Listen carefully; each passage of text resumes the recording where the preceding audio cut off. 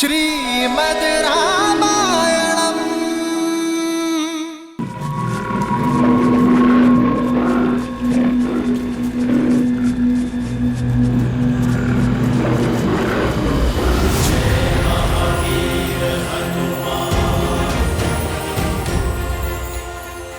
बालकों, किससे डर के भाग रहे थे?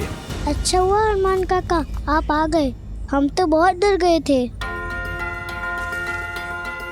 जब तक भय से भागोगे, भय तुम्हें भगाता रहेगा। पर हनुमान काका, वो बाघ बहुत भयंकर है। वो वानर भक्षी हो गया है, हमारे खेलने के स्थान पे आ जाता है और हमें खाने का प्रयास करता है। कुमार अंगद, किष्किंधा के भविष्य हो तुम। मित्रों की रक्षा करने के स्थान पर यदि स्वयं डरकर भागोगे, तो फिर क्या संदेश दोगे इस संसार को? पर हम उसका सामना कैसे करते? वो इतना विशाल और हम नन्हे वानर।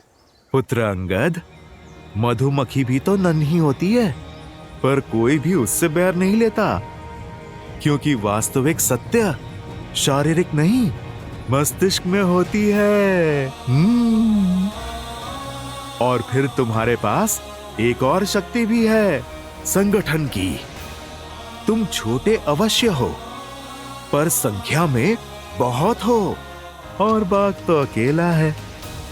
यदि तुम मिलकर सामना करोगे, तो बाघ तो क्या, बड़े बड़े राक्षस भी चित हो जाएंगे तुम्हारे सामने। पर कैसे? जब बल कम हो, तो बुद्धि और एकता काम आती है। चलो योजना बनाते हैं। श्री हनुमान जी की जय, श्री हनुमान जी की जय, श्री हनुमान जी की जय। एक एक वानर एक एक वृक्ष पे होगा, अच्छे से दृष्टि रखेगा कि बाघ किस मार्ग से जा रहा है। जिस वानर के पास से वो निकले, वो वानर अपनी चित्कार से संकेत करेगा। सचेत करने के लिए केवल सचेत नहीं करना है, बाघ के पीछे चलकर बिना किसी ध्वनि के उसका पीछा करना है। पर चित्कार रुकनी नहीं चाहिए। पहले एक देगा, फिर दूसरा, और फिर तीसरा, और फिर सब अपनी चित्कार एक दूसरे की चित्कार में मिलाएंगे। फिर जब बाघ एक रिक्त स्थान पर आ जाए, सब एक साथ चित्कार दें और फिर कूदकर उसके सामने आ जाएं। वो दहाड़ेगा।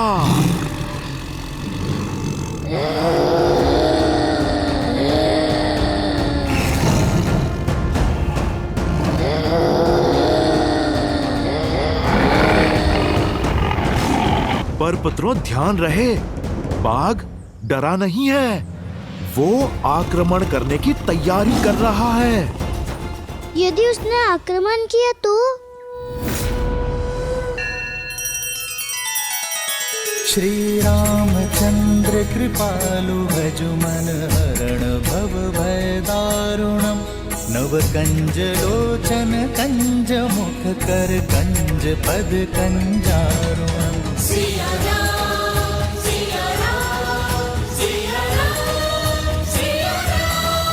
आदर्श और मर्यादा की है ये कथा महापावनम। काट मद श्री से मिला दे श्रीमद् रामायणम, श्रीमद् रामायणम।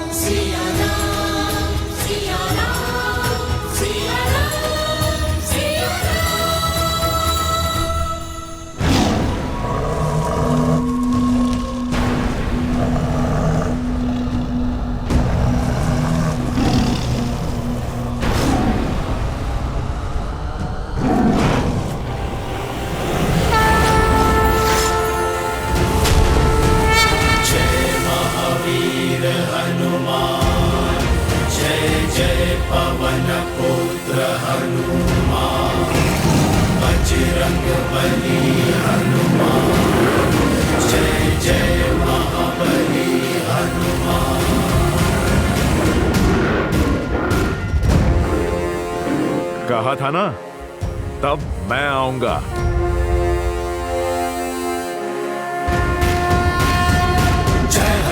पवन ज्ञान गुण सागर जय कपीस तिहु लोक उजागर राम दूत अतुलित बल धामा अंजनी पुत्र पवन सुत नामा राम दुआरे तुम रखवारे होत न आज्ञा बिनु पैसारे आपन तेज समारो आपे तीनों लोक हाथ करे कापे।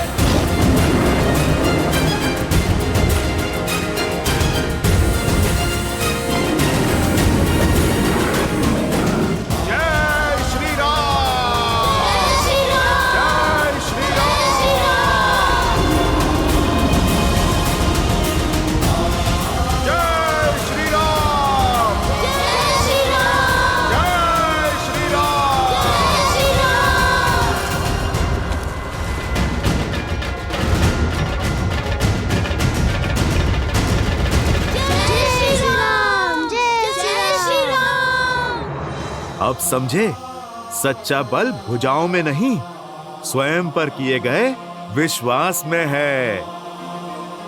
फिर बाग चाहे कितना भी विशाल हो, नन्हे मुन्ने भी उसका परिहास कर सकते हैं। समझो, भय की आंखों में आंखें डाल के विश्वास से देखोगे, भय स्वयं दुम दबा के भाग जाएगा। पर ये विश्वास जगेगा कैसे हनुमान काका? भक्ति और शक्ति में संतुलन बनाना सीख जाओ।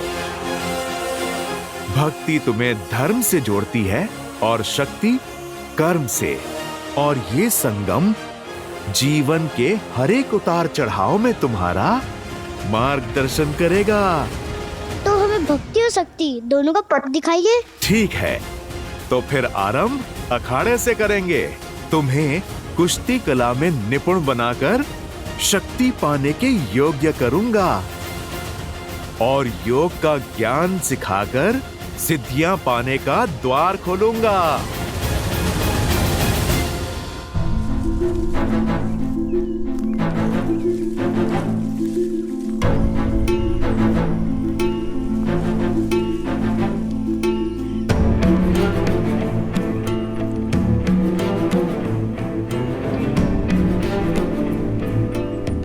मानचित्र के अनुसार मार्ग तो यही है, परंतु यहाँ तो नदी है।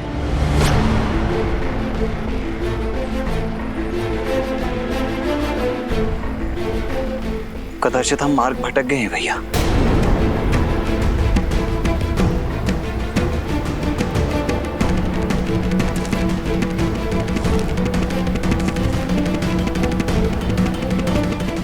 नहीं लक्ष्मण, अब तक का मार्ग ऋषि भारद्वाज द्वारा दिए गए मानचित्र के अनुसार ही चुना है, अर्थात दंडकारण्य का मार्ग सामने ही होना चाहिए। परंतु यहाँ तो नदी है ना भैया, फिर कदाचित ऋषि भारद्वाज से मानचित्र बनाने में कोई त्रुटि हुई हो। नहीं लक्ष्मण, ऋषि भारद्वाज बहुत ज्ञानी और अनुभवी है। वर्षों बिताए हैं उन्होंने यहाँ। उनके ज्ञान पर संदेह करना उचित नहीं है। मार्ग हमारे सामने ही है लक्ष्मण, कदाचित हम उसे देख नहीं पा रहे हैं।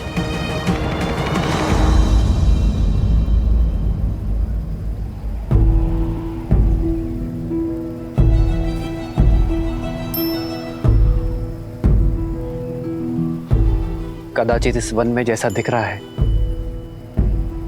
वैसा है नहीं लक्ष्मण।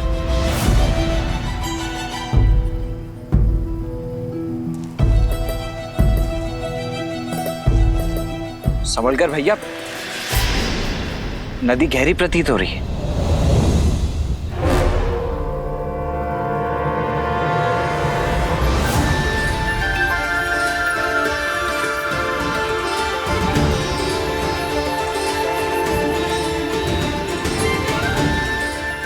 यहाँ कोई नदी नहीं है, केवल नेत्रों का भ्रम है। ऋषि भारद्वाज ने भी बताया था कि राक्षस मायावी है। कहीं ये भी किसी माया का भागी तो नहीं है? यदि मार्ग ढूंढना है तो माया से लड़ना होगा लक्ष्मण। जी भैया। आओ सीता।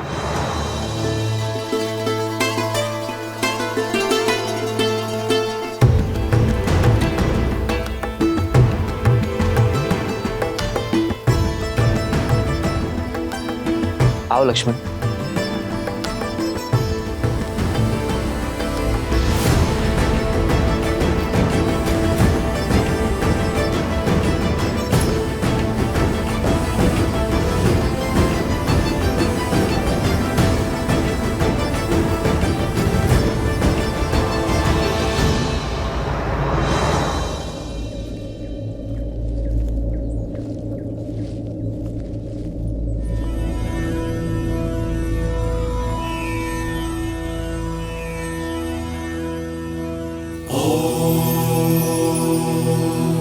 शांति शांति शांति।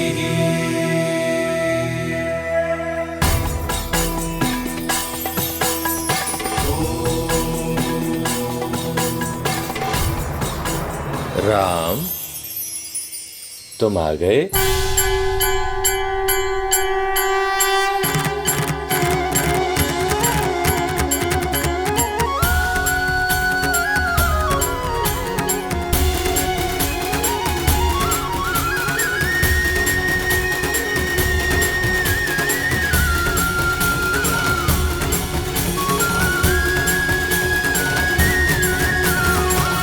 आप हमें जानते हैं ऋषिवर? हाँ राम, तुम्हारे जैसा पुरुषोत्तम ही हमारे द्वारा रचित इस ब्रह्म जाल को तोड़कर अत्रि आश्रम में प्रवेश कर सकता है। ऋषि अत्रि, भाग्यशाली तो हम हैं जिनके तप और तेज के विषयों के बारे में केवल सुना, आज उनके दर्शन भी पा लिए। प्रणाम ऋषिवर। यशस्वी भव, तुम्हारा शौर्य बना रहे। सौभाग्यशाली भव। ऋषिवर, यदि हमारे आगमन से आपका तप भंग हुआ है तो हमें क्षमा कर दीजिए। नहीं राम, तुम्हारे आने की प्रतीक्षा के लिए तो ये तप था और तुम आ गए, अब ये संपूर्ण हो गया। हमारे आने की? हाँ, उन राक्षसों के अंत के लिए जिनका प्रवेश रोकने के लिए मैंने अपने आश्रम के चारों तरफ दृष्टि भ्रम उत्पन्न किया हुआ था। अब तुम आ गए, इसकी कोई आवश्यकता नहीं। बचपन से आपके तेज और माता अनुसुईया के तप की कथाएं सुनी है, आज दर्शन हुए। माता अनुसुईया के दर्शन की भी इच्छा थी मेरी। कहाँ है वो?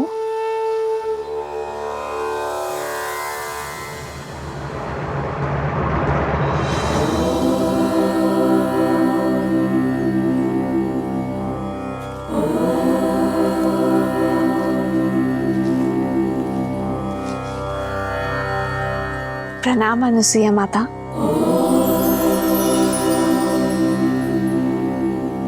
राम और लक्ष्मण का भी प्रणाम स्वीकार करें माता। आशीर्वाद मांगने के पूर्व मेरे एक प्रश्न का उत्तर दो राम। ये दंडक वन है, यहाँ पग पग पर उदंडी असुरों का वास है। ये एक सज्जन शीलवान स्त्री के लिए कोई स्थान नहीं, और यहाँ तुम अपनी कोमल पत्नी को लेकर आने की भूल कैसे कर सकते हो? ये सुरक्षित नहीं है राम। क्षमा करें माँ, पर मैं असुरक्षित नहीं। जैसे आपके पास आपकी सुरक्षा के लिए आपके तप का ताप है, उसी प्रकार मेरे पास मेरे पति, मेरे श्री राम का कवच है, भैया लक्ष्मण की सुरक्षा है। जिस प्रकार आप इसी वन में अपने पतिव्रता के बल से अपने पति की संगिनी बनकर रह रही हैं, उसी से प्रेरणा लेकर ये सीता भी आपकी ही भांति अपने पति की यात्रा में उनका साथ देगी।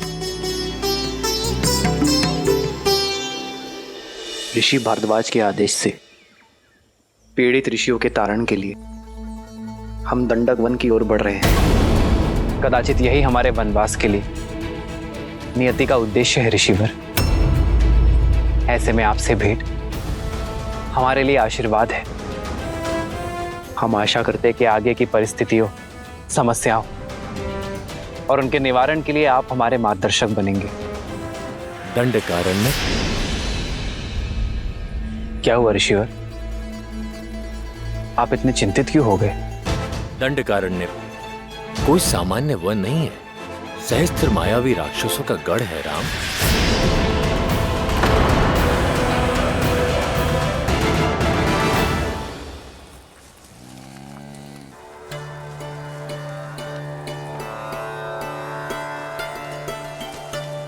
यदि अनुमति हो तो कुछ पूछूं माँ? हाँ, पूछो। आपके तपोबल के विषय में बहुत सुना है माता गार्गी से। क्या सुना है? यही कि कैसे त्रिदेव ऋषियों का भेष धरकर आपके पतिव्रत की परीक्षा लेने आए थे और कैसे आपने एक असंभव चयन किया।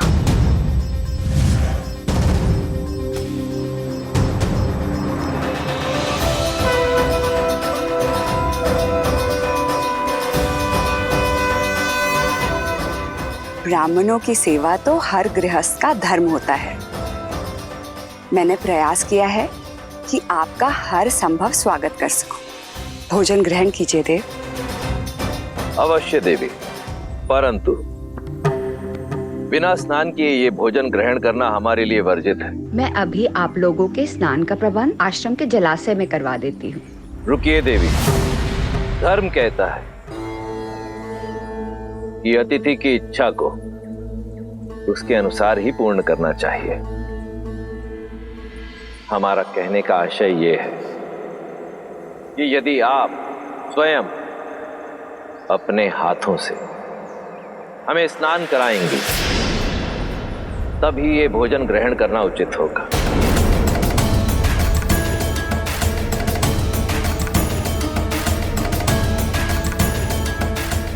किस सोच में पड़ गई देवी? चयन आपका है। यदि आज हम ब्राह्मण ये भोजन ग्रहण करके इस आसन से उठेंगे तो ऋषि अत्रि का यश सर्वदा बना रहेगा, परंतु यदि हम भोजन ग्रहण किए बिना ही आसन से उठ गए तो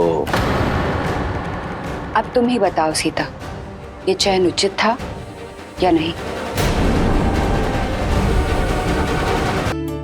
चयन कठिन अवश्य था। जिस संसार में एक स्त्री की पहचान उसका रूप और यौवन होता है, आपने अपनी बुद्धिमता और चतुराई से स्त्री की नई परिभाषा लिख दी है। एक ओर पतिव्रता धर्म था और दूसरी ओर अतिथि धर्म। एक को बचाती तो दूसरा टूट जाता। ऐसे धर्म संकट में आपने अपने तप के बल से जो किया उससे न केवल दोनों धर्म का पालन हुआ बल्कि एक स्त्री की महानता और एक नारी के बल को नया आयाम मिला।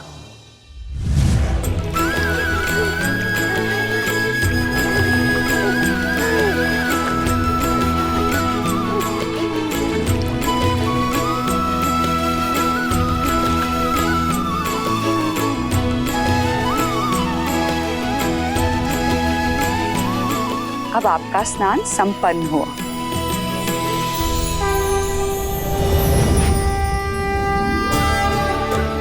प्रणाम देवी। त्रिदेवियां एक सन्यासिन के घर, मैं धन्य हुई। कैसे करूं आपका स्वागत? हमें स्वागत नहीं, आपकी सहायता चाहिए देवी। हमारे पति त्रिदेव आपकी परीक्षा लेने गए थे पर अब तक अपने लोक नहीं लौटे। अच्छा, तो अतिथि के रूप में त्रिदेव आए थे। ये रहे।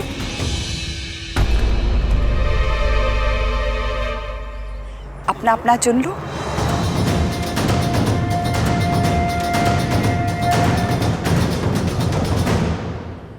ये सब शिशु? हाँ, इन सब का आग्रह था कि मैं भोजन के पूर्व इन्हें अपने हाथों से स्नान कराऊं। मेरे पास और कोई विकल्प नहीं था, तो मैंने इन्हें शिशु में बदल के अपना धर्म पूर्ण किया। महान है आप और आपका पतिव्रता धर्म। कृपया हमारे पतियों को त्रिदेव बनाकर हमें पुनः लौटा दीजिए।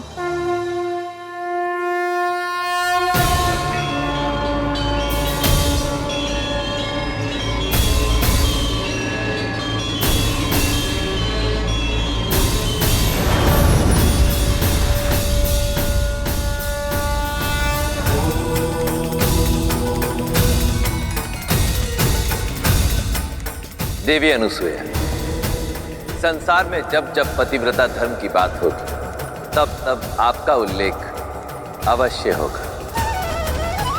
धन्य है आपका तप, आपका बल और आपका धर्म। और धन्य है हम माता कि हम जो जन्मे नहीं, उन्हें आपके रूप में माता का प्रेम और स्नेह मिला। कथा सुनना महत्वपूर्ण नहीं है, महत्व तो सीख का है जिसे ग्रहण करना आवश्यक है। बताओ तुमने क्या सीखा सीता? जो सीखा उसी का बल लेकर तो इस मायावी वन में आ सकी हूं मैं माता। मैंने सीखा यदि आपके हृदय में आपके जीवन साथी के लिए अटल प्रेम और अटल समर्पण हो, जब अपने प्रेम और समर्पण पर पूर्ण विश्वास हो, तो कोई माया ही क्या, संसार रचने वाले, चलाने वाले और नष्ट करने वाले त्रिदेव भी उस विश्वास को खंडित नहीं कर सकते माता। सारे संसार को उसके सामने नतमस्तक होना ही पड़ता है। तुम अद्भुत हो सीता, तुम्हारे आचरण और तुम्हारे विचारों ने मुझे जीत लिया है। तुमने अपने लिए मेरे मन में एक विशेष स्थान बनाया है सीता। मैं तुम्हें कुछ देना चाहूंगी। दंडकारण्य रण क्षेत्र होगा राम, जहां शत्रु सामने से नहीं दिखाई देगा और प्रहार किसी भी दिशा से हो सकता है। जहां रावण के सौतेले भाई खरदूषण के अतिरिक्त अकंपन, तृष्णा, विराद और कवंद जैसे मायावी राक्षस होंगे। अब तुम ही बताओ, उस स्थान पर एक स्त्री का रहना उचित है?